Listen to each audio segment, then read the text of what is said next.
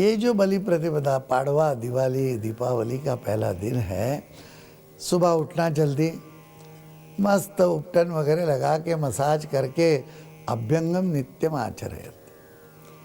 जो आदमी रोज अभ्यंग करता है, तेल लगाता है, बीच में शरीर भी शुद्ध करता है, वो तो कितने भी साल जी सकता है, वो बहुत दीर्घायु ही होता है, शतायु तो होगा ही होगा। इसलिए उसकी शुरुआत जो है वो हम नए दिन से शुरू ही करते हैं। भूल गए होंगे तो फिर चालू, और उसको भी एक उत्सव का स्वरूप, बराबर एक सीट रखना, आजू बाजू में डेकोरेशन, रंगोली वगैरह निकाल के, ये रंगोली और जैसी ये स्त्रियाँ हमारी मेहंदी लगाती है, ये भी एक बहुत बड़ी परंपरा है। कभी कभी इस दिन उस पर भी बोलेंगे, आपको समझाएंगे उसका विज्ञान। तो इधर बैठना, ऐसे लगना चाहिए कि वाह, हर एक आदमी महाराजा है, और फिर एक दूसरे को, मतलब पति होगी पत्नी को, पत्नी होगा पति को, इस तरह से बराबर अभ्यंग से मसाज करना, और फिर एक अच्छा स्नान गर्म पानी से, और उसके बाद इत्र वगैरह लगाकर, अच्छे कपड़े पहनकर भगवान का दर्शन, ध्यान। आज शुरू करना, छोटा हो 3 मिनट का, 5 मिनट का, 12 मिनट का, लेकिन ध्यान जरूर करना। पहले दिन प्रार्थना करना, उसको याद करना, जो हम समझते नहीं है लेकिन उसका परिणाम देखते हैं, जीवित है हम। तो ये सब होने के बाद अच्छा खाना पीना, मैं मित्रों के साथ बाहर जाना, घूमना, बाग बगीचे में, कहीं पर कोई सामाजिक संगठन हो, कोई नाटक हो, सिनेमा हो, इस तरह से संगीत हो, इसमें आज का समय व्यतीत करना है। अभी खाने की बात निकली तो आपको एक कहूँ, श्रावण मास है, तो श्रावण महीने में जिसने उपवास नहीं किए, ठहर, जिसने अपने शरीर को गणपति त्यौहार में पार्थिव गणेश को पूजा करके समझा नहीं, और बाद में नवरात्रि शक्ति के लिए कड़वा उपवास, मतलब है एकदम पानी पीकर किया नहीं, उसकी दीपावली अच्छी नहीं जाती। पेट जिसका खराब है खाएगा क्या? उपवास से पहले शरीर शुद्धि, बाद में शक्ति की उपासना, 9 दिन तक खाली पानी पर, और ये सब हो गया तो महाराज शक्ति जो है वो क्या नहीं कर सकती। और हमारे शरीर का अग्नि 9 दिन तक, मतलब है रोज सतत नवरात्रि में दीप जलाते हम, तो ये कायम रखते हैं उसको 24 घंटे। इसी तरह वो हार्मोनल सिस्टम जो ठीक काम करेगी, सब साइकिल उसकी बराबर आएगी। और स्त्री के लिए ये अधिक महत्व का होता है, इसलिए स्त्रियां उपवास वगैरह भी ज़्यादा करती है। और इस अग्नि को चेतना देने के लिए और इस शक्ति को उत्थान के लिए, जैसे वो एक प्रकार का गरबा नृत्य जो है वो करती है, अपने आप खुद के बाजू में घूमना और फिर सर्कल में घूमना, एक वर्तुल में घूमना, बीच में दिया है, शक्ति के लिए, शक्ति की उपासना है। तो हार्मोनल सिस्टम ठीक होगी तो महाराज क्या है, वाह, दुनिया का करोड़ों रुपया बिना आरोग्य का काम का है नहीं, कुछ उसका आनंद ही नहीं ले सकते।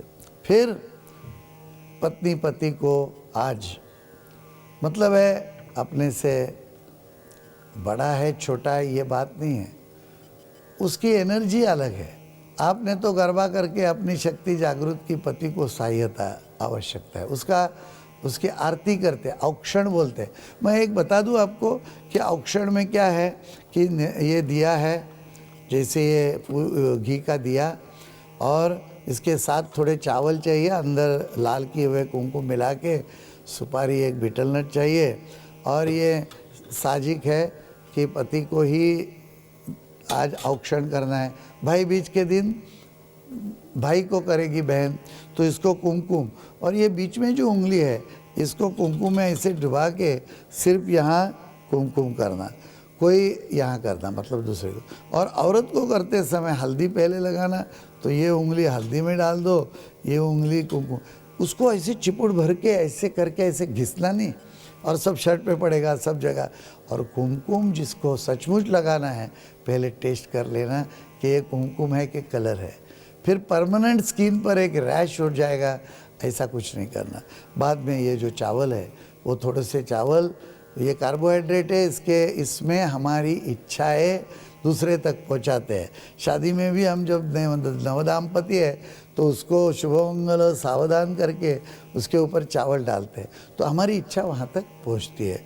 फिर ये जो सुपारी है इसके अंदर उसके कवच तैयार करना, ऐसे लेके इधर से इधर लाके फिर इधर से करके एक बार हुआ, फिर ये 2 बार हुआ, फिर ये 3 बार हुआ। ये इस तरह से करना है एग्जैक्टली कि उसको ऐसे ऐसे करते हैं लोग, कुछ भी करते हैं उल्टा पुल्टा, ऐसे नहीं, क्लॉकवाइज लेना, यहाँ टच करके जाना, फिर यहाँ रखना। एक कारण बहुत है इसकी फिगर्स, इसका विज्ञान निकालने के लिए एनाटॉमी के साथ जोड़ेंगे, कभी ये डिटेल में कार्यक्रम होगा। और इसके बाद जो है ये आरती करना, औक्षण जिसको बोलते हैं, उसको ज्योत में दिखना चाहिए। और फिर इस तरह से करके ये है, फिर दोबारा और 3 बार या औक्षण करना, ज्योति में देखना। और ये सब करता है तो पति पत्नी को एक अच्छी बहुत बड़ी भेंट दे देता है।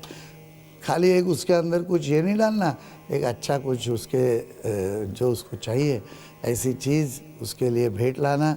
कभी कभी ये सरप्राइज़ के नाम पर लोग कुछ भी लाते हैं, फिर आइन टाइम में क्या हो जाता है, अरे बोले ये क्या लाए है, तो मुझे बिल्कुल पसंद नहीं है, तो पूरा त्यौहार और जो मूड है वो ख़राब हो जाता है।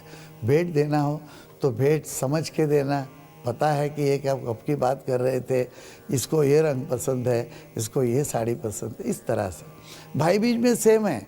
अभी ये भाई बहन का नाता है वो दुनिया का सबसे पवित्र नाता, पावन नाता है वो, कोई अपेक्षा नहीं, कुछ नहीं, लेकिन सहोदर है, हम एक ही कोख से जन्मे, तुम स्त्री हो गई, मैं पुरुष हो गया।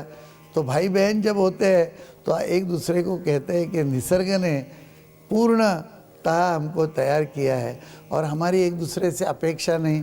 भाई बहन बच्चे पैदा नहीं कर सकते, वो तो व्यंग ही निकलेगा, कुछ होगा ही नहीं, गड़बड़ हो जाएगी।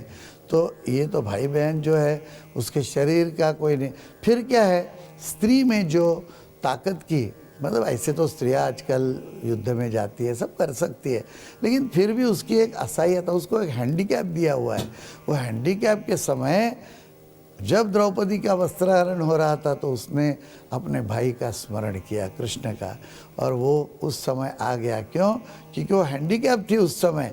ऐसे तो वो आदि माया थी, जला देती पूरे सबको, तो कृष्ण भगवान आए और इसको मदद की। तो अपना भाई जो है इसको ये एक वचन लेते हैं और भाई भी बहन को एक बड़ी गिफ्ट देता है।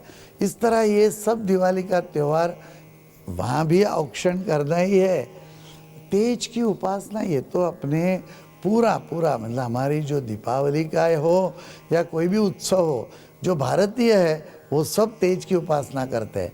सिर्फ भारत में जन्म लेने से भारतीय नहीं होता, तेज की उपासना करने से।